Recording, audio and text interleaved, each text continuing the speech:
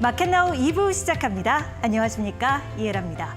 우리 증시 잠깐 쉬어가는 동안 미국 쪽에서는 금리 인하 기대감 다시 한번 피어오르면서 뉴욕 증시 좋게 마감을 했습니다.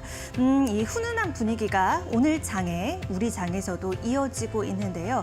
그렇지만 이런 상승장에서도 긴장을 놓치지 않고 시장과 종목을 움직이는 경제 증시 이슈 오늘 저희 마켓나우 2부가 챙겨드리겠습니다. 오늘 오만한 인터뷰에서는요. 남양유업 감사 심혜섭 변호사와 얘기 나눠볼 거고요. 이어지는 이데일리 인사이트 시간에는 이 하이브 미니진 사태 다시 한번 재점검해 보도록 하겠습니다. 끝까지 함께해 주시죠. 자, 그럼 먼저 10시 구간 시장 상황 짚어보고 오겠습니다. 오늘 개장 이후 상승권에서 움직임을 보여주고 있어요. 코스피는 한때 50포인트, 현재도 50포인트 이상 오르면서 1.8%, 2% 가까운 상승세를 유지를 하고 있습니다. 다만 코스닥 쪽에서는 장 초반에 1%대로 상승폭을 키우는 모습을 보여줬었는데 현재는 상승폭은 다소 둔화됐습니다. 하지만 870선 위에서 움직이고 있다는 점이 특징적입니다. 코스피 수급 보면요.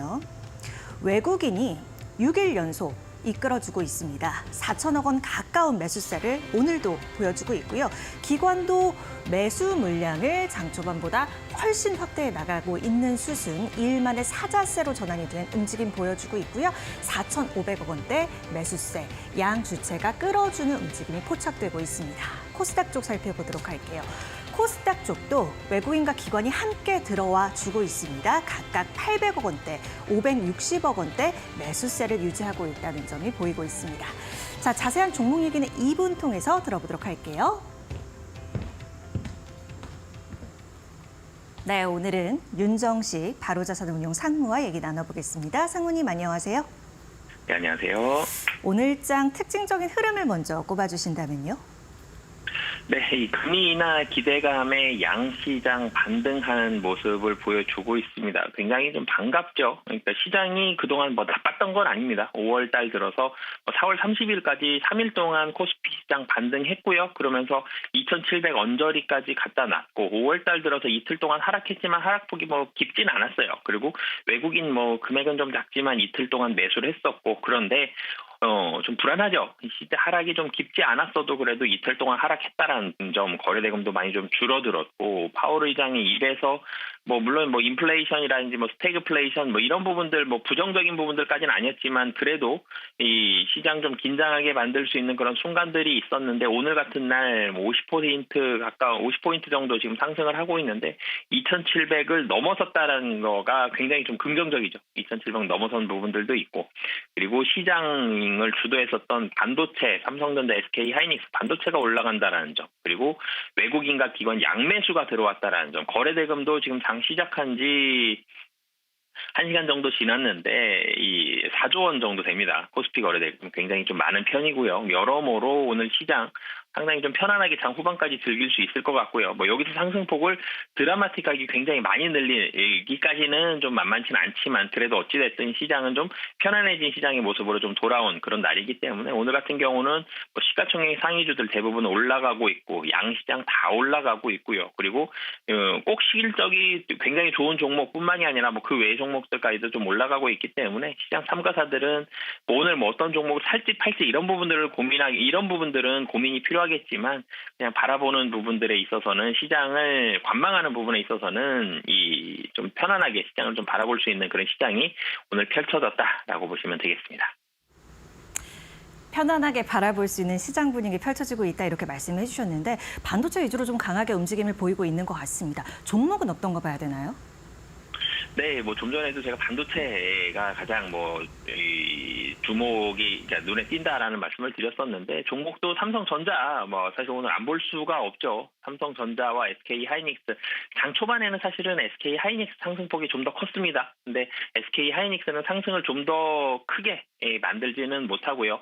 한 4% 언저리에서 좀 머물러 있는 그런 상황이고 삼성전자가 상승폭을 계속적으로 키워가고 있죠. 오늘 삼성전자의 시가는 플러스 2.5% 정도에 시작을 했습니다. 8만 원 아래에서 시작을 했는데 지금 계속 올려가고 있죠. 외국인이 계속 삽니다. 외국인 기관도 사지만 외국인의 매수세가 좀 더 빠르게 삼성전자에서 매수가 늘어나고 있는 그런 모습이 있습니다.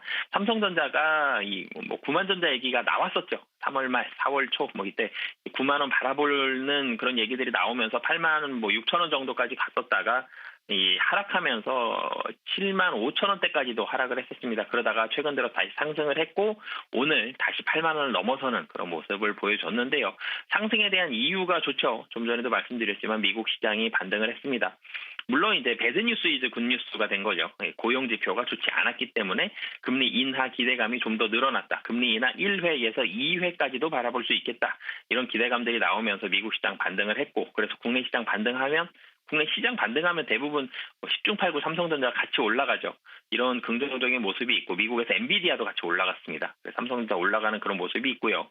사실 삼성전자만 놓고 봐도 좋죠. HBM에 대한 기대감, 물론 이제 SK 하이닉스의 포션이 좀 더 크지만 삼성전자 HBM 신규 고객사로도 들어갈 가능성이 높다. 그리고 내년도를 생각을 해보면 HBM에 대한 전체 수요가 2배 이상 늘어날 것이다. 이런 긍정적인 그런 뉴스들도 좀 나왔고요. 어찌됐든 반도체가 계속적으로 늘어가지고 반도체가 늘어난 상황 속에서 실적이 늘어난 상황 속에서 삼성전자 휴대폰은 2분기는 좀 비수기입니다. 그렇지만 반도체에서 그 비수기를 채우고도 남을 만큼의 호실적이 나오기 때문에 삼성전자 계속적으로 좀 주목을 해봐도 좋겠다라고 말씀드리도록 하겠습니다. 네, 삼성전자 살펴주셨고 또 한 종목 우리가 좀 들여다봐야 할 기업이 있다면요. 네, 삼성전자와 이름이 비슷하죠. 삼성전기 말씀을 드리겠는데 사실 반도체가 가장 많이 주목을 받고 시가총액도 압도적으로 큰 건 맞는데요. 반도체만 주구장창 올라갈 수는 없죠. 반도체 이외의 종목을 살펴볼 때 어떤 종목을 살펴봐야 되느냐. 이 전기전자 섹터가 수급은 계속적으로 좋을 가능성이 좀 높고요. 근데 전기전자 섹터 내에서 삼성전자 말고 봤을 때 실적 좋은 종목들 삼성전기를 좀 말씀을 드리겠습니다. 삼성전기 같은 경우는 두 가지 파트예요. 삼성전기는 휴대폰 쪽, 이 카메라 쪽이 있고요. 또 하나는 MLCC가 있는데요. 이 카메라 쪽은 고사양 카메라 모듈이 증가되고 있습니다. 고사양이 되면 전체적으로 개수가 더 늘어나진 않았습니다만 이 고사양이 되면 이 단가가 올라가죠. 그러면 마진율도 같이 올라가는 그런 모습들이 있기 때문에 이 삼성전기 고사양 카메라 모듈에 대한 증가로 인한 실적 수혜 그리고 환율도 지금 좋죠. 수출주입니다. 환율도 좋은 그런 모습들도 가지고 있고 그리고 MLCC 사실은 카메라보다도 MLCC가 좀 더 중요한데 산업과 전장용 MLCC 출하는 호조세를 보여줬기 때문에 1분기 실적 좋고요. 그런데 2분기, 3분기, 4분기로 갈수록 전체적으로 디바이스가 고사양화됩니다. 이 좀 더 첨단 전자기기가 되는 거죠. 이 첨단으로 되면 될수록 MLCC에 대한 수요가 더 많이 늘어납니다. 그리고 AI 기능도 올라갑니다. AI 기능도 결론적으로는 기능이 좀 더 많아진다, 좀 더 복잡해진다는 얘기죠. 여기에도 MLCC가 더 많이 들어갑니다. 그러면서 MLCC에 대한 출하는 계속적으로 24년도 반도체 실적이 증가하는 것처럼 MLCC에 대한 수요도 증가하는 상황이다. 그렇기 때문에 24년도 계속적으로 호실적이 나올 가능성이 높다라고 보시면 되겠습니다. 네, 특징주 삼성전기까지 살펴봤습니다. 상무님 오늘 말씀 고맙습니다. 네, 감사합니다.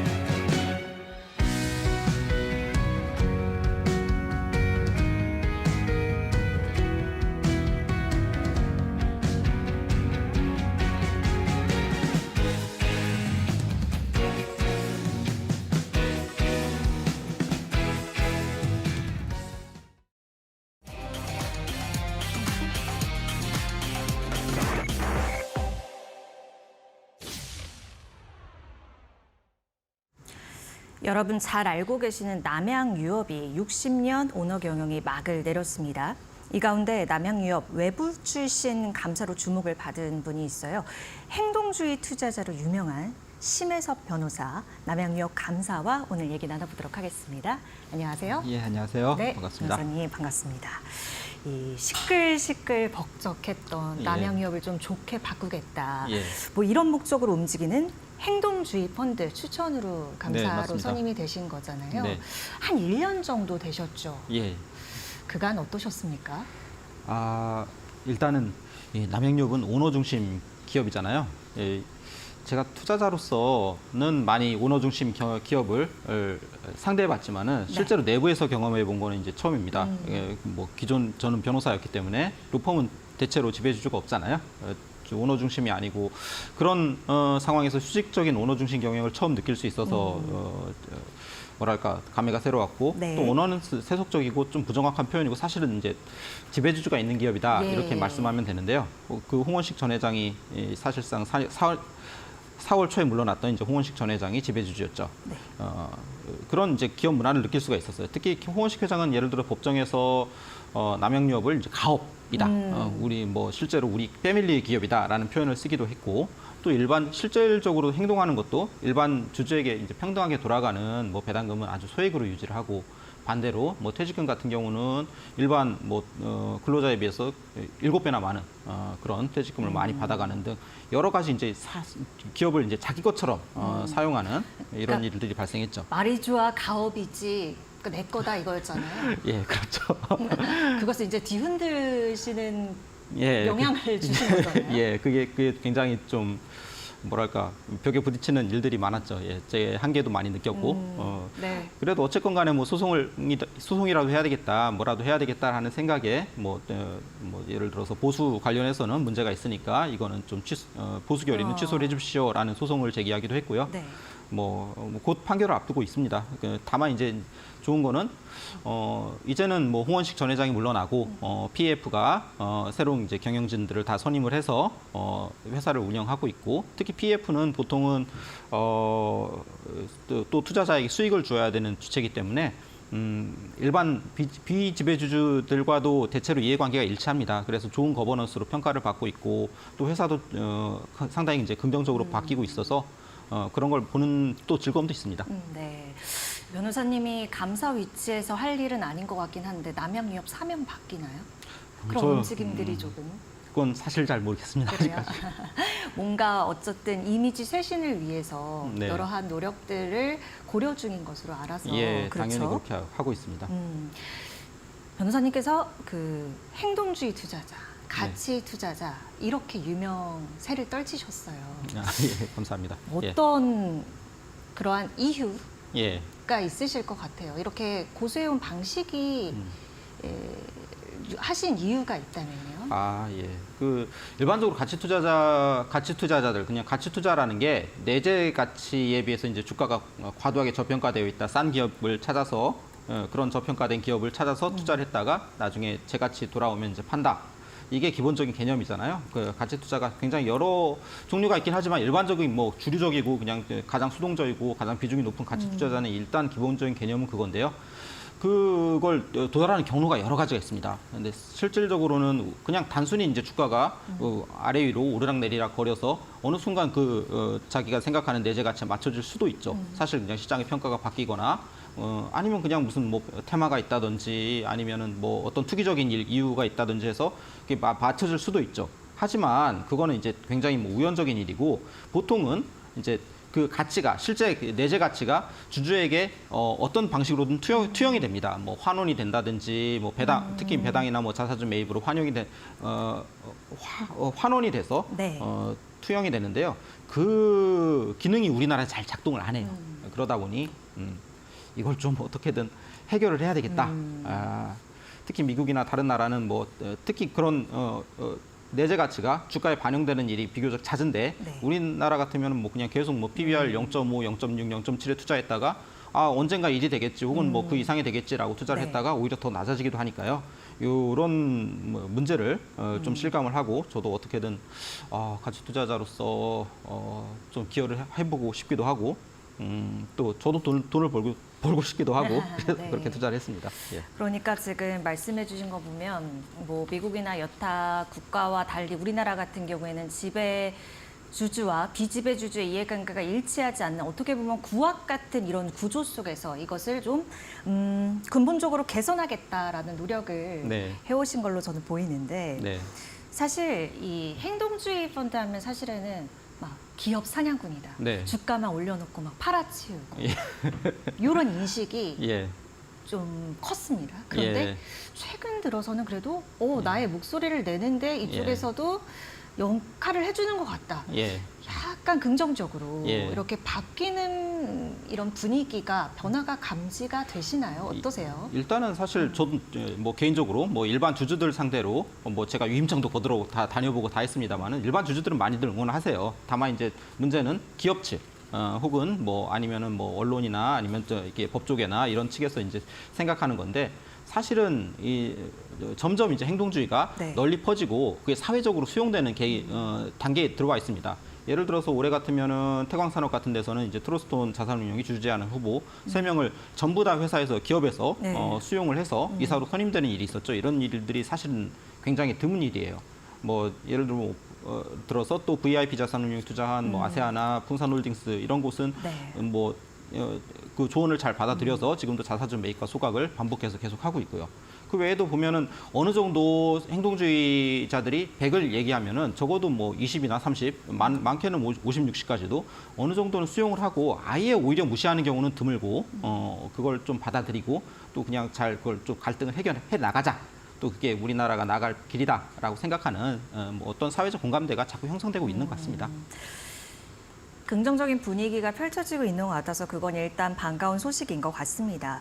그런데 올해 주총을 좀 돌아봤을 때는 성과가 좀 기대만큼 못 미친 게 아니냐라는 얘기도 있어요. 아무래도 제도적인 뒷받침 같은 거 필요할 것 같아요. 그렇죠. 사실 제도가 가장 문제죠. 올해도 보면 성과가 가장 높았던 JB금융지주나 KTNG 같은 네. 경우는 집중투표제가 사실은 작용을 했죠.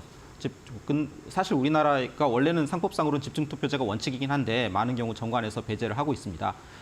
그런 경우를 좀 집중투표를 좀 확대 적용한다든지 아니면 집중투표를 좀 더 의무화한다든지 하는 방식으로 뭔가 법과 제도를 바뀔 필요가 있어요.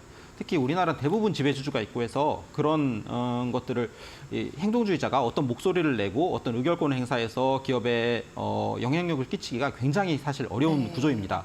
생각해보면 KTNG 같은 경우도 공기업에서 민영화된 기업으로 전환하면서 사실 지배주주가 없는 그런 네. 경우고 JB금융지주도 은행법에 따라서 사실 최대 주주 지분율이 15%로 제한되는 굉장히 좀 예외적인 경우입니다. 그래서 이 행동주의가 좀 더 널리 퍼지고 우리나라 자본시장이 좀 더 개선되기 위해서는 법과 제도를 뭐 집중투표제는 당연히 필요하고 뭐 예를 들어서 의사의 주주에 대한 충실 의무라든지 뭐 다양한 법률적인 수단을 수정하거나 그냥 개선해야 될 필요성이 있습니다.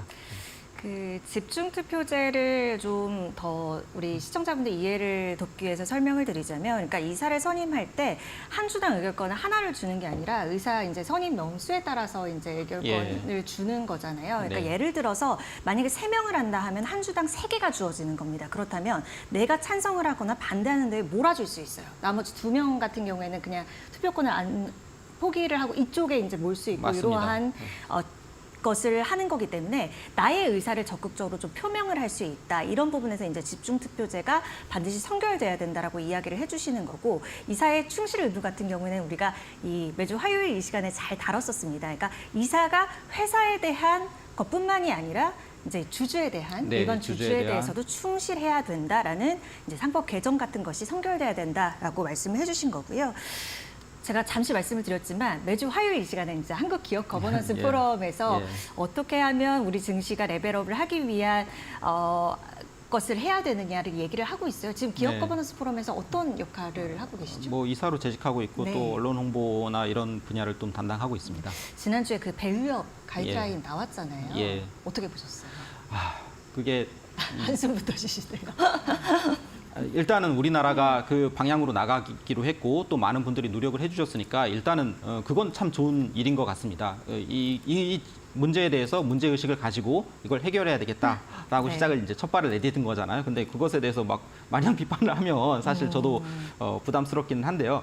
자, 사실 제가 최근에 도쿄에 다녀왔습니다. 도쿄에 있는 그 도쿄 거래소를 다녀왔고 거기에 있는 밸류 프로그램에 대해서도 네. 또 저도 궁금한 것들이 있어서 좀 질문했습니다.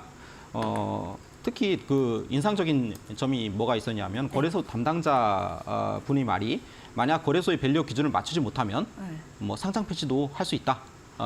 특히 2025년서부터는 그런 기준을 좀 더 폭넓게 적용을 할 것이다라는 얘기를 했어요. 강등 아니라 상장 폐지요. 네. 이거 금감원이랑 거래소에서 약간 입장차 보였던 내용이긴 한데. 근데 맞습니다. 상장 폐지를 하는 게 맞다고 하던가요? 예, 저도 우리나라에서 그게 일본에서는 뭐 강제성이 없다, 어떤 불이익이 없다라는 얘기들이 널리 퍼지고 있기 때문에 저도 깜짝 놀라서 사실 그게 상장 폐지가 맞느냐. 일본은 특히 2022년부터 시장을 프라임, 스탠다드, 그로스로 나눠서 여러 가지 뭐 좋은 기업은 위로 올리고 안 좋은 기업은 밑으로 내리는 뭐 약간 이제 강등제 같은 승강제 같은 형식을 취하고 있는데 그걸 얘기하는 것이냐라고 다시 물었는데 디리스팅이 맞다, 상장 폐지가 맞다라고 네. 얘기를 하면서 우리는 좋은 기업이 우리 시장에 거래소에 많은 것을 원하지 굳이 불필요한 기업들이 뭐랄까 있는 거를 원치 많은 않는다. 개수를 채우는 네. 걸 원치 않는다. 예, 맞습니다. 양보다는 질적으로. 예, 맞습니다. 그런 표현을 하더라고요. 그 굉장히 큰 그러게요. 뭐랄까 감명을 받았고 네. 우리나라도 이런 뭐랄까 좀 비교적 우리나라 국민들이 많이 원하는 코리아 디스카운트 해소를 위해서는 이런 조치를 좀 도입하는 게 필요하지 않을까 하는 생각이 들었습니다. 네. 행동주의 투자자로서 뭔가 기업을 이제 선별하는 그러한 기준들이 있으실 것 같다는 생각이 들어요. 네. 지금 이제 예. 말씀해주신 것을 쭉 듣다 보면요, 예. 어떤 부분을 좀 주요하게 보시나요? 일단은 우리나라는 대체로 다 지배주주가 있습니다. 예, 이게 미국이나 일본 시장과는 완전히 다른 점이고요. 사실 지배주주는 상속이나 증여 문제, 또 상속 증여세를 해결하고 또 승계를 해야 되는 문제가 있기 때문에 그 지배주주와 비지배주주의 이해관계가 사실은 일치하지 않아요. 지배주주는 사실 주가가 낮은 걸 원하고 비지배주주는 주가가 높은 걸 원하죠. 주주 환원이나 주주 가치 제고도 원하지 않습니다. 하지만 경우에 따라서는 그런 이제 이해관계 불일치가 해소되는 지점이 몇몇 지점이 있습니다. 예를 들어서 행동주의 펀드가 들어와서 활동을 한다든지 아니면은 지배주주 집단 사이에서도 어떤 지배주주가 이제 이제 좀 더 경영권을 장악한 지배주주에게 네. 뭔가 도전을 한다든지 어떤 서로 갈등이 있다든지 아니면은 스스로 그냥 지배주주가 변화하려는 노력을 기울이는 곳이라든지 어떤 경우는 심지어 개인 투자자들이 열심히 뭐 주주연대를 모아서 활동을 한다든지 이런 식으로 해서 어떤 그런 이해관계 불일치가 해소되는 지점 그런 지점을 좀 많이 보고 그런 식의 투자를 합니다. 이걸 이제 편승하는 전략이라고 하는데요.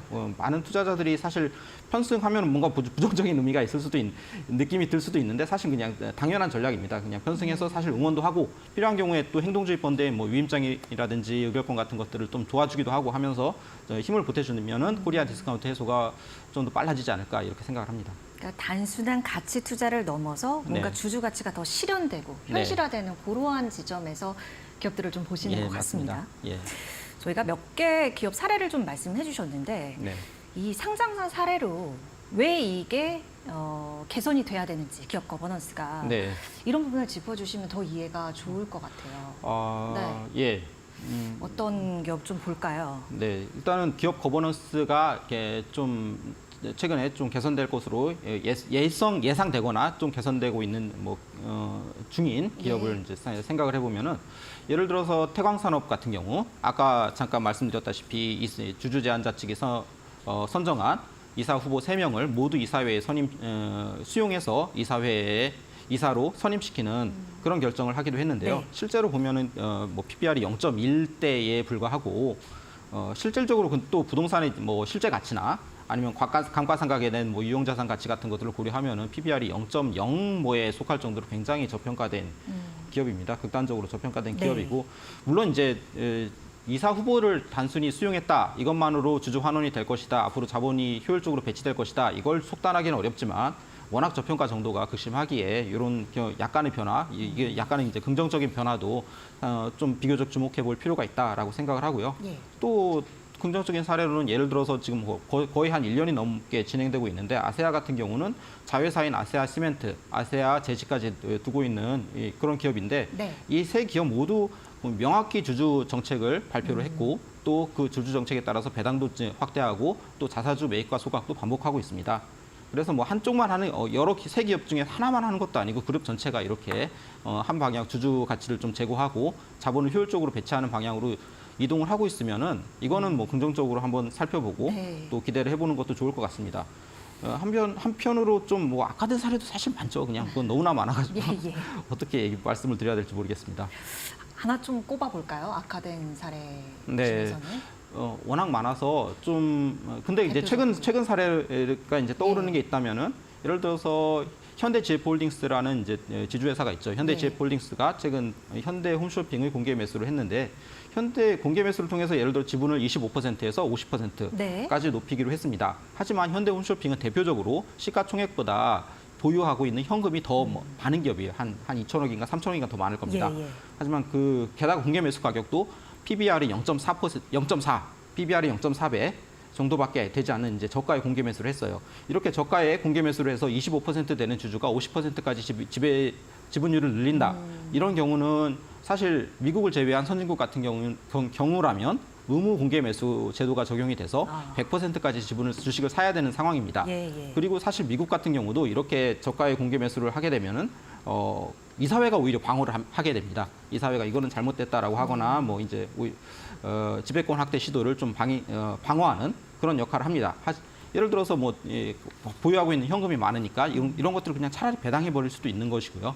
다양한 방법으로 방어를 하게 되는데 하지만 우리나라 같은 경우는 이사회 주주에 대한 충실 의무 아까 말씀드렸던 그런 게 인정되지 않고 있기 때문에 이사회가 특별히 그런 시도를 하지 않았고 그대로 이제 뭐 공개 매수가 공개 매수 압박이라고 하거든요. 이걸 네. 이때 팔지 않으면은 나중에 이제 더 이 값도 못 받는다라는 생각을 하게 되는 주주들이 결국 이제 저가에 주식을 팔게 되는 이런 사례가 있습니다. 예. 네, 그 사례를 통해서 어쨌든 이런 주주 가치를 또 높이는 부분에 있어서 네. 어떻게 또 주가가 변화하는지 네. 등등도 우리가 짚어볼 수 있는 사례였던 것 같고 심 변호사님이 이 워렌 버핏 네. 버핏 클럽이라고 해가지고 예, 이렇게 예. 그 버핏의 투자 전략을 좇는 투자자를 위한 책을 좀 여러 권 내셨던 걸로 제가 알고 있어요. 근데 예. 그 버크셔 주총이 있었잖아요. 예. 이거 어떻게 바라보셨어요? 이게 굉장히 너무나 보면은 즐겁고 또 부럽죠. 이게 활기차요. 예, 축제의 현장이고 사람들이 이걸 보고서 자본주의가 얼마나 위대한 것인지를 실제로 느끼고 체감하고 할 수 있는 현장이고 또 많은 우리 국민들도 또 관심 가지고 보고 있잖아요. 그걸 통해서 이제 그걸 보다가 이제 한국 주식을 보면 좀 이제 답답함을 많이 느끼실 텐데요. 특히 이번에 보면은 이제 계속 이제 뭐 매년 나오는 이슈입니다만은 특히 또 승계 문제에 뭐 앞으로 다음 경영자가 누가 될 것인지에 대한 문제가 있잖아요. 하지만 버핏이 뭐 과거서부터 뭐 명확합니다. 사실 자기 가족들에게 승계를 하진 않겠다. 자기 훌륭한 경영자를 모셔서 그 다음에 버크셔를 더 나은 기업으로 이끌겠다라는 이야기를 합니다. 이게 이런 태도가 있고 이것에 대한 믿음이 있기 때문에 기업에 대한 믿음이 있기 때문에 사람들이 버크셔를 믿고 투자를 하고 또 버크셔가 더 큰 기업으로 성장을 하고 세계적인 부를 이루기도 하고 심지어 버핏도 부자가 되고 투자한 모든 이들이 부가 더 커지는 이런 것들을 보면서 참 부럽기만 합니다. 예. 네. 그 상장 사례에서 제가 하나 못 여쭤본 게 있어가지고 최근에 고려아연이 자사주 매입을 했는데 이게 주가 레벨업보다는 경영권 방어 수단으로 했다. 뭐 네. 이런 기업들 많죠, 사실은. 네. 매입 이후 소각 이루어져야 될 텐데. 예, 맞습니다. 그래서 사실 자사주만 매입을 해서는 근본적으로 자사주를 왜 가지고 있느냐라는 근본 이유는 뭐 경영권 방어를 위해서라든지 경우에 따라서 이제 자사주 마법을 위해서라든지 결국 지배권 확대를 위해서 가지고 있는 경우가 많기 때문에 자사주 소각까지 해야지 네. 완벽한 이제 주주 환원 정책이다. 또 특히 외국인들도 지금 다 이런 행동을 보고 있거든요. 그러니까 좀 지금 밸류업을 하려는 상황에서 또 코리아 디스카운트를 해소하려는 상황에서 이런 것들은 좀 소각까지 이어지는 행동이 나왔으면 좋겠다 하는 생각이 듭니다. 네, 오늘 의미 있고 아주 뜻깊은 시간이었습니다. 심혜섭 변호사와 함께했습니다. 오늘 말씀 고맙습니다. 네, 감사합니다. 네.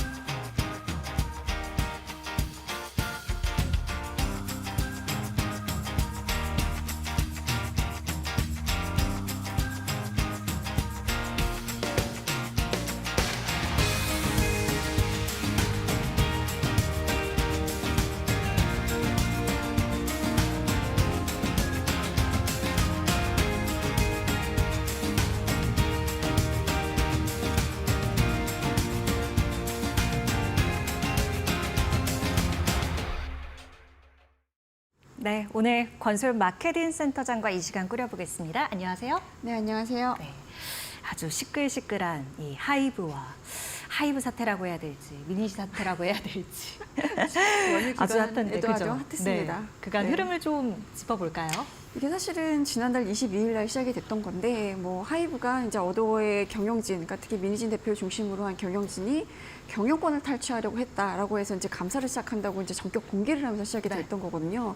그러니까 하이브가 확보했다는 이제 문건을 근거로 민 대표가 하이브의 지분 매각을 이제 압박해서 경영권을 손에 넣겠다. 뭐 이런 거고 이 이제 하이브가 대충 여러 가지 문건으로 판단한 시나리오는 이랬던 것 같아요. 일단 민희진 대표가 하이브한테 이제 주식을 팔 수 있는 풋옵션을 갖고 있는데 이게 2025년에 풋옵션으로 이제 민 대표가 엑시트를 하고 그런 이후에 뉴진스와 어도어의 이제 계약을 해지를 하고 그러면 어도어가 껍데기가 될 테니 그러면 그럴 때 대부적 투자자를 조금 구해서 하이브한테 야 지금 껍데기만 나온 어도어 지분 우리한테 팔아라. 그래서 어도어 지분을 적당한 가격에 인수를 해서 다시 이제 그 민진 대표도 이제 캐시아웃 한 돈이 있을 테니까 그걸로 어도어를 인수를 해서 좀 키워보자. 그러니까 결국은 이제 하이브하고 조금 이제 그 분리를 하겠다라는 이제 시나리오를 세우고 있었던 거 아니냐라고 이제 판단을 한 것 같고요.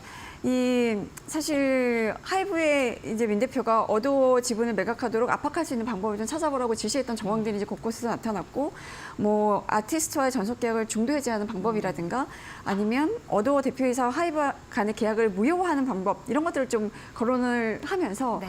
하이브 입장에서는 이거는 확실하게 경영권 탈취 시도가 있었다라고 본 거고 민희진 대표는 그냥 뭐 사담이었다라고 이제 하면서 뭐 여러 가지 이제 여러 폭로전이 좀 이어지고 있는데요. 네. 사실 뭐 어도어 부대표는 이게 개인적인 글이었다고 얘기를 하고 있고 그리고 뭐 다른 어도어 경영진과 논의한 상황이 아니라고 이제 반박은 하고 있는데 민희진 대표가 기자회견하면서 여러 가지 이제 폭로를 하면서 이게 굉장히 커졌죠. 그렇죠.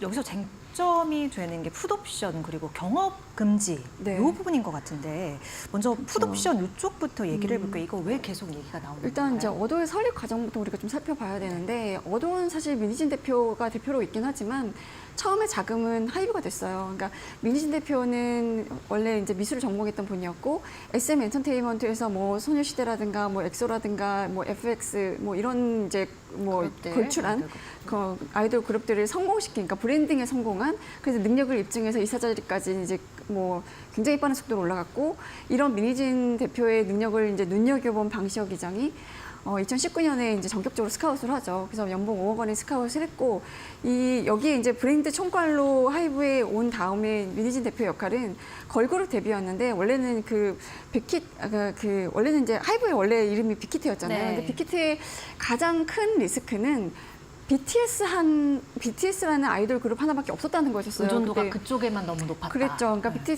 빅히트 상장할 때 보면 BTS로 굉장히 이제 몸집도 커졌고 매출이나 뭐 여러 가지 재무 지표는 좋았는데 BTS 만약에 군대 가면 어떡할 거야? 막 이런 리스크들이 나왔었거든요. 네. 그래서 상장할 때 너무 그거에 비하면 몸값이 높다라는 이제 고평가 논란도 좀 있었고 이랬는데 그래서 이 방시혁 입장에서는 이 다양화하는 게 굉장히 중요했던 시기였고 그래서 이제 뭐 소스 뮤직이라든가 아니면 그 CJ E&M이랑 빌리프 랩이라는 이제 기획사도 공동 설립하기도 했고 뭐 플레디스 뭐 이런 이제 여러 기획사들을 좀 산하에 두고 거기서 다양한 그룹들이 동시에 이제 뭐 데뷔할 수 있는 각각 이제 우리가 그걸 이제 레이블이라고 부르는데 사실상 하이브 아래 여러 자회사가 있는데 그 자회사 하나하나가 다 레이블이고 이런 멀티 레이블을 갖추자 이런 게 이제 그 하이브의 전략이었거든요.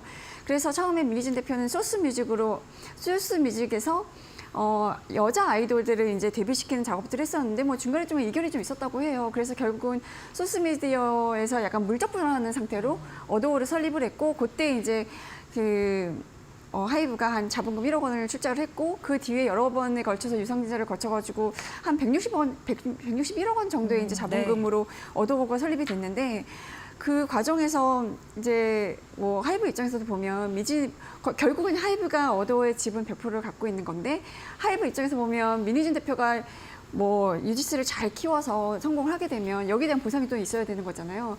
그래서 이제 스톡옵션 형태로, 그러니까 사실상 스톡옵션 형태이긴 한데 그 결국은 스톡옵션 취소하고 풋옵션이 붙어 있는 지분을 이제 증여하는 방안으로 이제 바꿉니다. 그러니까 하이브가 100% 갖고 있던 것 중에 20% 정도를 민희진 대표한테 이제 주당 5,000원, 그러니까 액면가 이제 증여를 하는 건데 사실 스톡옵션으로 증여를 하게 되면, 그러니까 스톡옵션을 부여를 하게 되면 이게 나중에 좀 과세 문제가 걸려요. 그러니까 스톡옵션의 행사가액이랑 그리고 실제 시가하고 그 차익에 대해서 이 세금을 내야 되는 거거든요. 그래서 이거를 방식을 바꿔서 5,000원, 주당 5,000원에 20%를 민희진 대표가 사고 그걸 나중에 이제 이 어도어가 굉장히 커졌을 때 특정한 가격에 하이브한테 되팔 수 있는 권리를 부여를 한 거죠. 네.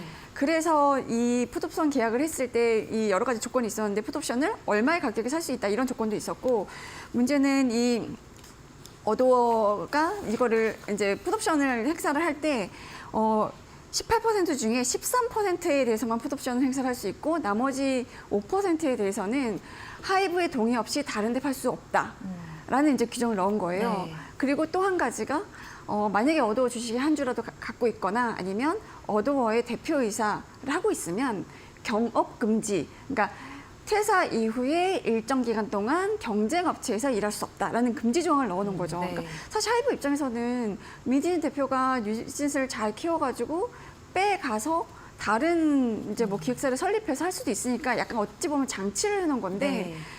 민희진 대표 입장에서는 좀 억울할 수도 있죠. 뭐 이게 지금 와서 보니까 뉴진스는 너무 단기간에 급성장을 해서 뭐 빌보드 차트 1위까지 가고 이런 글로벌 스타가 됐는데 지금 와서 보니까 계속 하이브를 통하지 않으면 엔터테인먼트 업종을 할 수 없는, 그래서 이제 민희진 대표가 이거에 대해 노예 계약이라고 얘기를 했던 게 이런 경업 요 조항 금지하고 때문이군요. 이제 네. 풋옵션 조항 때문에 그랬던 거거든요. 그래서 이걸 이제 계속 갖고 이제 문제를 삼고 있는 거죠. 네. 그래서 올해 이제 2월에 주주간 계약 수정을 요구를 한 거죠. 그쵸. 이렇게 되면서. 그러니까 이게 결국은 그런 것 같아요. 뉴진스가 너무 단기간에 성장을 하다 보니까 민희진 대표도 조금 이제 욕심이 나고 이게 처음에 이 계약을 할 때 이런 게 독소 조항이 될 거라고 생각을 안 했을 리는 없었을 것 같아요. 제가 생각하기에는. 근데 뉴진스가 너무 단기간에 성장을 했고 거기에 대한 이제 보상 심리도 좀 있는 거고 이러니까 이제 작년 말부터 계속 이제 주주간 계약을 조금 다시 협상을 해보자라고 요구를 했었는데 그 요구한 것 중에 하나가 그 13% 말고 나머지 퍼센트에 대해서도 지분에 대해서도 풋옵션을 좀 부여해 달라라는 게 한 가지가 있었고 또 한 가지는 풋옵션의 가격 선정 문제예요. 그러니까 원래 주주간 계약에 있어서는 풋옵션의 가격을 산정할 때 만약에 이제 올해 이 풋옵션을 내가 행사를 하겠다 그러면 올해 평균, 그러니까 올해 영업이익이 있을 거고 그 전년도에 영업이익이 있을 네. 거잖아요. 그럼 요거를 평균 한 영업이익의 13배를 곱해서 그거를 발행주 시수로 나누면 주당 얼마가 나오잖아요. 네. 그 가격으로 이제 풋옵션 가격을 정하기로 했는데 민희진 대표가 이거를 13배 너무 낮아, 30배를 올려줘 이렇게 이제 요구를 한 거예요. 그러니까 이제 하이브 입장에서 이거 너무 비싼데? 라고 이제 판단을 했던 거고 또 한 가지는 대표이사가 전속 계약을 해지할 수 있는 요구를 할 수 있도록 해달라라는 거예요. 그러면 하이브 입장에서 보면 이거는 뉴진스를 빼가겠다는 건데? 약간 이렇게 이제 해석할 수가 있는 거죠. 그래서 이 모든 것들이 다 이제 하이브 입장에서는 받아들여질 수 없는 이제 조항이 됐고, 그래서 이제 올해 3월에 이제 주주간 계약이 결렬이 됐고, 네. 그러면서 양쪽 간 갈등의 길이 너무너무 깊어진 상태에서 이제 감사가 들어갔고, 이제 민희진 대표의 기자회견이 이루어지면서 이제 돌아올 수 없는 강을 건넌 것 같습니다. 제가 보기에는. 예. 그러면 만약에 민 대표가 향후에 이제 풋옵션을 만약에 행사한다고 이렇게 가정을 하면 그 가격이 좀. 그러니까 제가 어제 기사를 한번 해봤었어요. 이게 작년에, 그러니까 어도어가 사실 단기간에 뉴진스 덕분에 뭐 적재에서 흑재 전환하고 작년 영업이익이 335억 원이었거든요. 근데 올해는 아마 이 영업이익이 더 늘어날 거라고 보는 시각들이 되세요. 왜냐하면 이제 뉴진스가 새로운 앨범을 내놨고 여러 가지 뭐 월드 투어라든가 이런 계획들을 세우고 있거든요. 그러면 작년에 올렸던 영업이익보다는 더 늘어날 네. 텐데.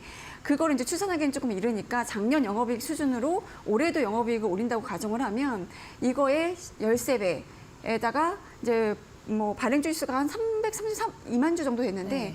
그거를 이제 나누면 한 주당 13만 5천 원 정도가 나오거든요. 근데 사실상 올해 영업이익을 감안하면 이거보다 더 높아질 가능성은 있는 거죠. 예. 그렇게 되면 민희진 대표는 5천 원에 사온 주식을 13만 5천 원에 판다고 하면 그것만 해도 한 27배의 수익을 네. 거두는 셈이 되는 거죠.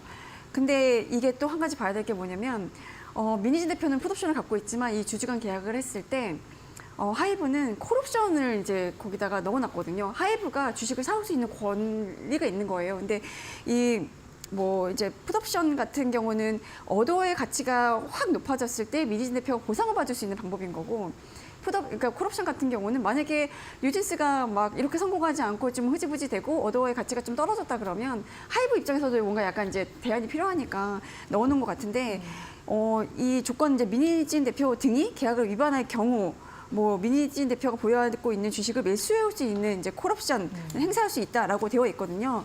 근데 그 콜옵션 행사할 때 그 가격은 액면가 혹은 공정 가치의 70%인 가격 중에 낮은 가격을 정하게 되어 있는데 지금 어도어의 기업 가치가 증권가에서 추산하는 거로는 2조 원 정도 돼요.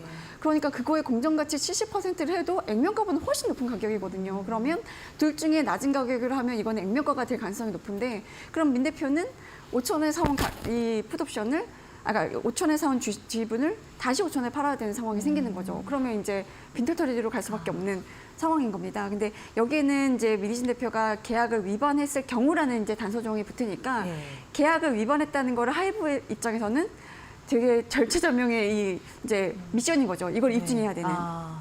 그러면 앞으로 일단 주주간 계약을 위반했는지 이 여부가 좀 중요하겠네요. 그렇죠. 지금 하이브 주장대로 민 대표가 뭐 업무상 배임이라든가 뭐 비밀 유지 위반 이런 행위를 이제 했는지를 두고 지금 이미 이제 뭐 형사 고발을 들어갔고 그거에 대해서 여러 가지 이제 수사가 진행이 될 텐데 그걸로 인한 이제 법정 공방이 이제 진행이 되고 있습니다. 근데 이 뭐 주주간 계약 문제와 별개로 하이브가 이제 민 대표를 해임하겠다.